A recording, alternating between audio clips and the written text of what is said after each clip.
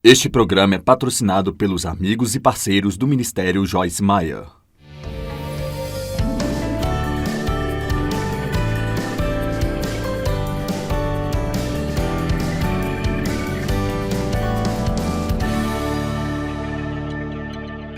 Hoje à noite eu quero falar com você sobre viver maravilhado. Eu acho que, muitas vezes, nós deixamos o que devia ser extremamente especial para nós tornar-se apenas algo comum.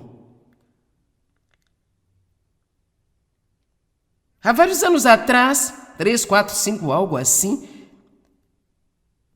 eu estava meio que orando, murmurando ao Senhor. Sabe o que eu quero dizer com isso? Orar meio que murmurar. Eu dizia, Senhor, por que não tenho aquelas coisas tão grandiosas e especiais acontecendo na minha vida entre mim e você, como quando eu comecei a te conhecer?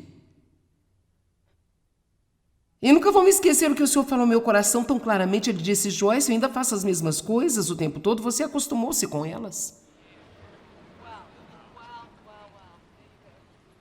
Eu posso lembrar quando eu abri a minha Bíblia e vi uma escritura e era uma palavra para mim, para aquele dia, eu ficava assim tão animada, tão empolgada. Sabe, Deus fala comigo o tempo todo agora. Sou guiada pelo Espírito. Ouço a voz dele, tenho a sua presença. E ainda tive a audácia de perguntar a Deus, por que você não está fazendo nada na minha vida? Eu sinto que esta manhã vai ser muito boa para todos nós. Claro, eu estudei muito isso e eu estou muito animada com isso. Estive esperando por meses para trazer-lhe esta palavra. Mas espero que isso tenha um impacto em sua vida hoje, que vai fazer mudanças muito permanentes, porque veja, eu acredito que se vivermos maravilhados, nunca vamos estar sem esperança. E quanto mais esperança temos, mais esperança podemos dar a outras pessoas. Vivemos em uma sociedade onde as pessoas estão desesperadas por esperança. E somos a única luz que elas podem ver. O mundo está ficando mais e mais escuro, mas a Bíblia nos ensina que em meio a tudo isso nós devemos brilhar e brilhar. Então precisamos acender a nossa luz, precisamos sacudir as coisas um pouco. Precisamos perceber que nós temos que aprender a viver maravilhados, quero dizer, de queixo caído e olhos arregalados. Isso foi Deus. Vamos lá, dê um brado de louvor. Parece meio ridículo dizer que nós nos acostumamos com Deus, mas temos tantas coisas disponíveis para nós. Ah, meu Deus do céu, você pode ter. Eu não sei quantas Bíblias eu tenho, umas 50, 75 Bíblias. CDs, DVDs, pilhas de todo tipo de músicas que você possa imaginar. Você pode sentar e ver pregador, depois outro pregador na TV, pode se queixar sobre todos se você quiser, comentar o que não gosta.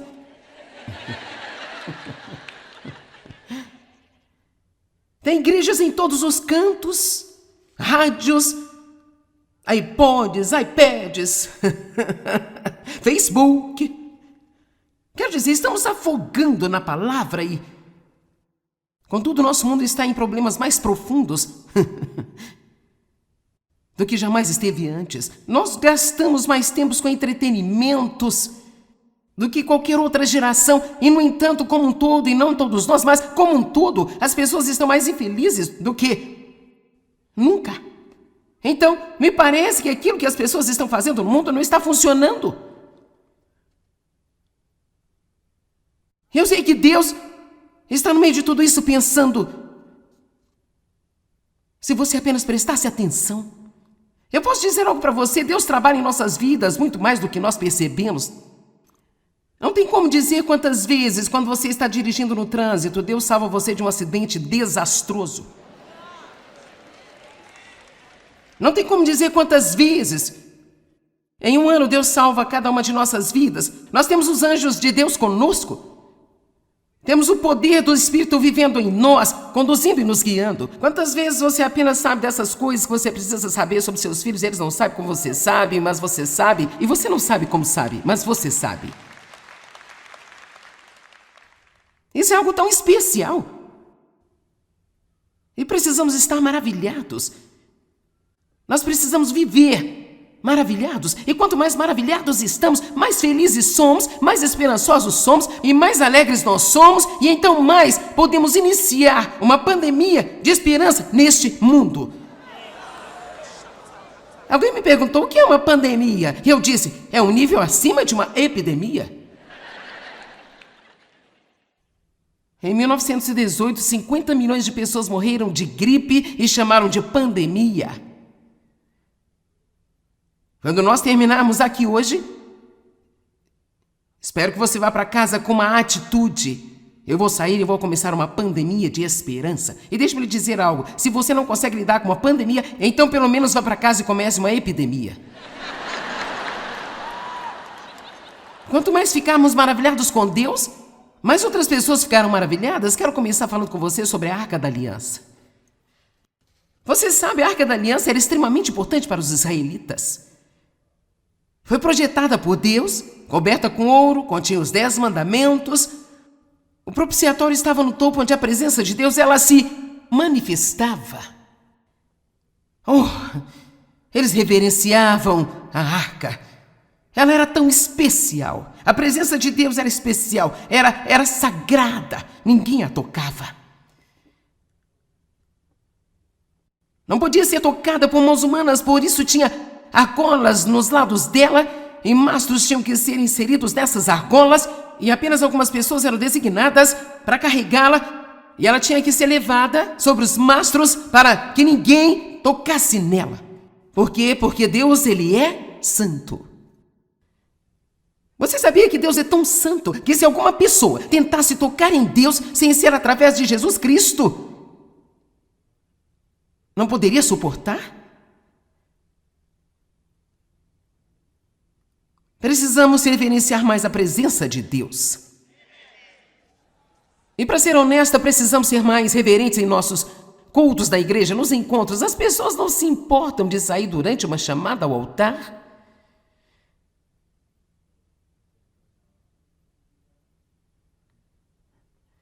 E eu digo a verdade, eu vou para a Índia, eu prego.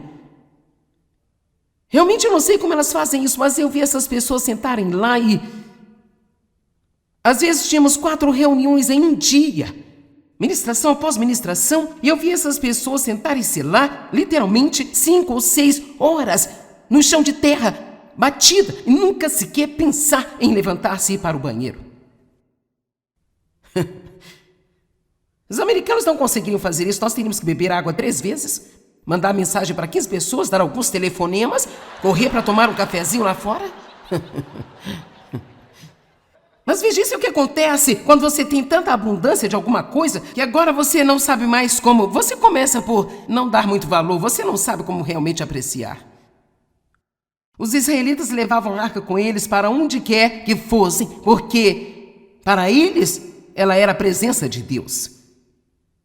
E ela sempre ia diante deles, ela nunca os seguia, ela sempre ia diante deles. Qual a mensagem nós temos aqui? Deus deve sempre liderar e nós devemos sempre seguir. Ela foi levada para a batalha e foi adiante deles. E eles a seguiram, indicando que eles estavam seguindo a Deus. E quando eles fizeram isso e obedeceram a Deus, eles ganharam cada uma das batalhas. E se deixarmos Deus ir diante de nós, Ele lutará as nossas batalhas.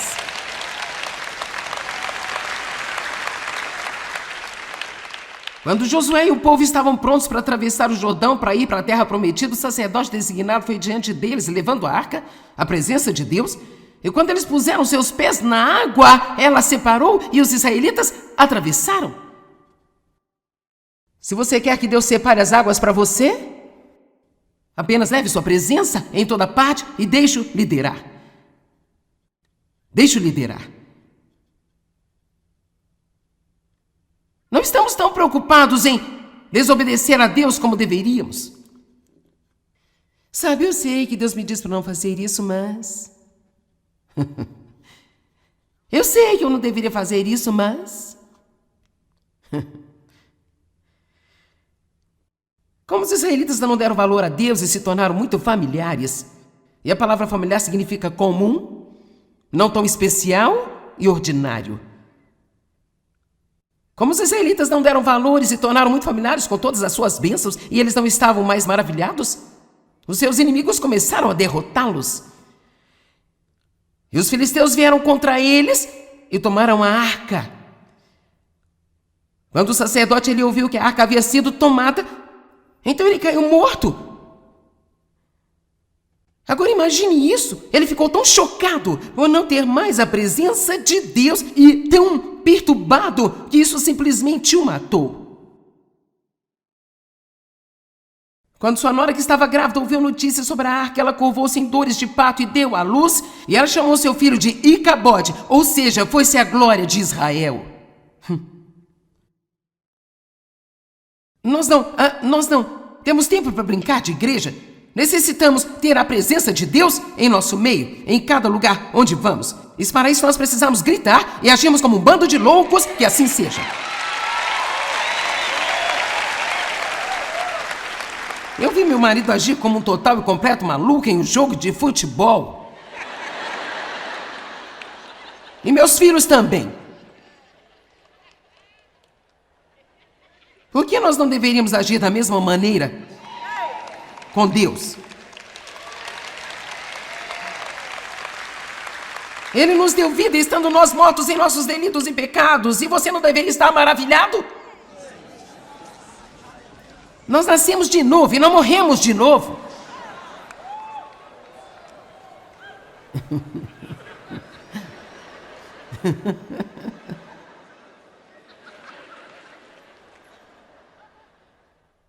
Não vamos ficar familiarizados com o que deve ser extremamente surpreendente para nós. Eu disse a Deus alguns anos atrás, eu quero que você se mova na minha vida de tal maneira que eu possa literalmente viver de boca aberta em admiração. Eu teria que ficar desse jeito aqui hoje assim.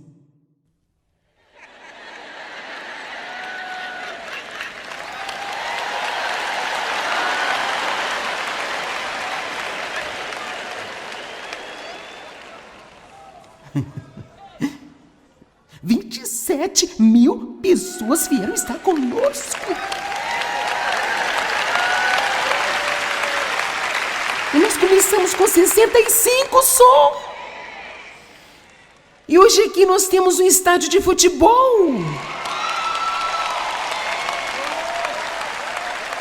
Eu acho que podemos dizer com segurança que muito da glória de Deus se foi da igreja há muito tempo. Se foi da igreja, eu quero dizer, a igreja em geral. Mas talvez seja porque não estamos mais maravilhados com o que Deus faz. Talvez nós tenhamos perdido muito do nosso temor reverencial. E nós precisamos começar deliberadamente a recuperá-lo e sermos mais reverentes e viver maravilhados. Eu não gosto de ouvir as pessoas fazendo piadas com o Espírito Santo. E nós precisamos ter cuidado. Deus é um Deus santo. E nós não precisamos ter medo dele, mas nós precisamos ter um temor reverencial. Um temor reverencial. E sabe, eu poderia continuar, quer dizer, fica realmente interessante, a arca foi levada para Asdod depois que os filisteus a pegaram e a colocaram ao lado do seu deus Dagon. Ele era o seu ídolo. E na manhã seguinte, o pobre velho Dagon estava caído sobre o seu rosto. Bem, eles o colocaram de volta. E sabe, você pode continuar posicionando seus deuses o quanto quiser.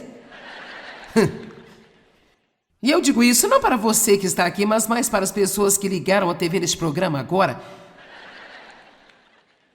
Eu disse, você pode posicionar seus outros deuses o quanto quiser, mas nós temos o Deus dos deuses, o Rei dos reis, o Senhor dos senhores.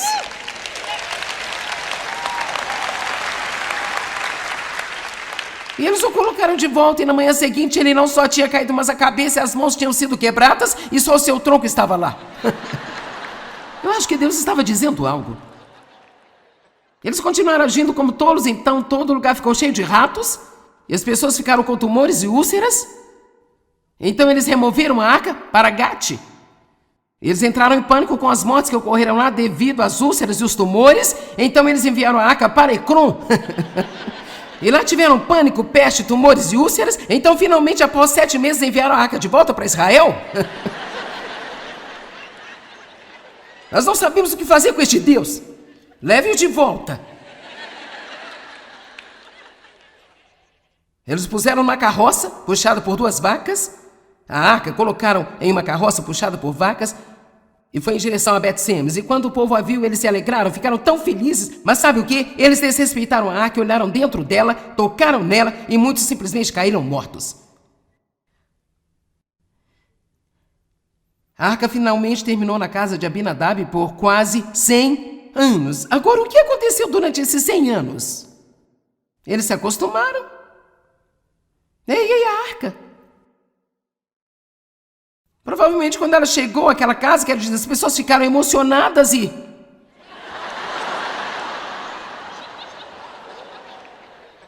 É a arca de Deus que está na minha casa. É como no começo, todos os meus pecados estão perdoados. Agora Deus não se lembra deles mais. Eu sou uma nova criatura. Eu sou a justiça de Deus. Deus não está zangado comigo. Eu vou para o céu. Eu estou cheio do Espírito Santo.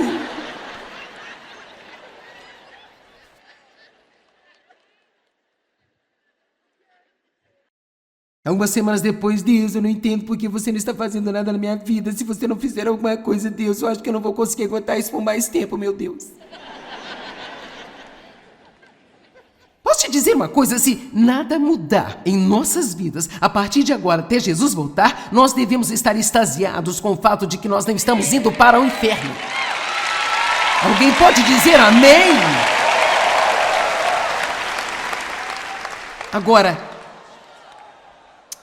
aquela arca estava lá e as pessoas ficaram tão acostumadas, talvez elas nem sequer as limpassem mais. Talvez elas apenas a tenham colocado em quarto e fecharam a porta do quarto e não prestaram mais atenção. Eu vou usar isso como exemplo. Este é um vidro de molho de salada. Você diz, o que o molho de salada tem a ver com estar maravilhado com Deus? Eu acho que isso é o que acontece em nossa vida. Nós deixamos Deus se acomodar no fundo. Esse é o tipo de, sabe, todas as coisas boas se instalam no fundo. E você sabe o que eu quero fazer aqui hoje? Eu vou sacudir você assim.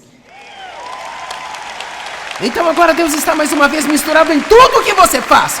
Todos os seus pensamentos, as palavras, os entretenimentos, suas atitudes e em tudo o que você faz. Amém? É assim que essas coisas são realmente. Você vem, você se agita de novo, você vai para casa, não passa muito tempo, seus problemas, e o mundo e o diabo tiram tudo isso de você. Você tem que voltar e receber outra dose.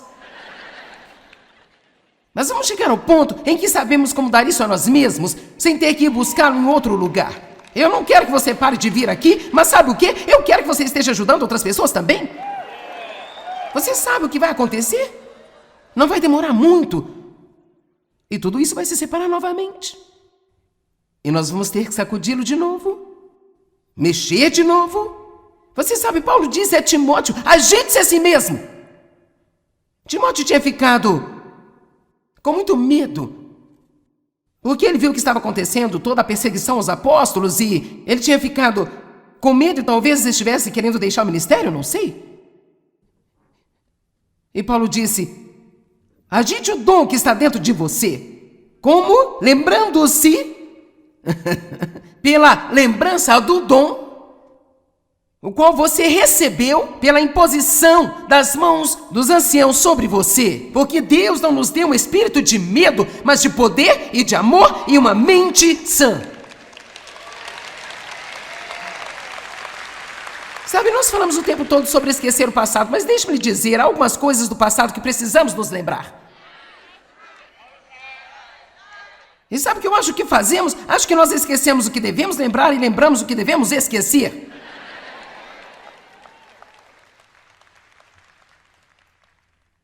Sabe, quero dizer, eu não quero sentar e pensar em como meu pai abusou sexualmente de mim, mas eu quero sempre me lembrar da bagunça que eu era e do que Deus fez por mim. David diz o tempo todo, você já ouviu falar que esse é o maior problema que temos na América, é que nós esquecemos as grandes e tremendas coisas que Deus fez e como Ele criou esta nação, e Ele a criou para um propósito. Ela foi criada e estabelecida na palavra de Deus, e só na palavra de Deus, e ela é totalmente separada e imprópria para um povo imoral.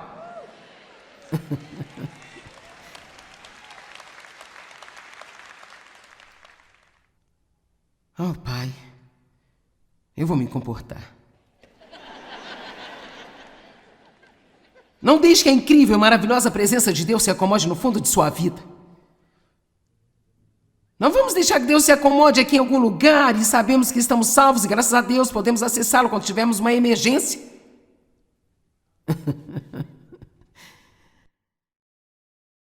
Eu fico tão cansada de pessoas que vêm me dizer que suas vidas estão despedaçadas, como elas tiveram todos esses problemas, que elas eram pessoas que caminhavam em vitória, mas eventualmente, vez após vez, elas pararam de passar tempo na palavra, pararam de passar tempo com Deus, deixaram de frequentar sua igreja para estar com outros crentes. Aqui vem os problemas novamente. Eu posso te dizer uma coisa, tudo que você tem que fazer para conseguir o que você tem que fazer a mesma coisa para guardar e manter isso. Amém?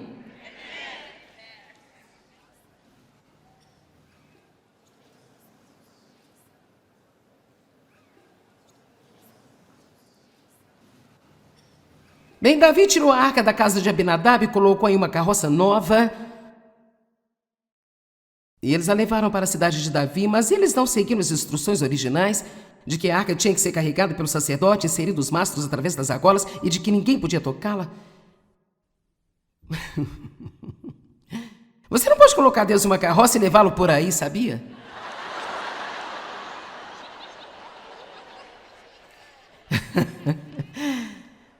E alguns de vocês poderiam ir muito bem se vocês simplesmente se afastassem e colocassem Deus no lugar do motorista. E ouçam-me, aprendessem a seguir a linda e simples liderança do Espírito Santo. Nossas vidas não funcionaram enquanto tentarmos dirigi-la.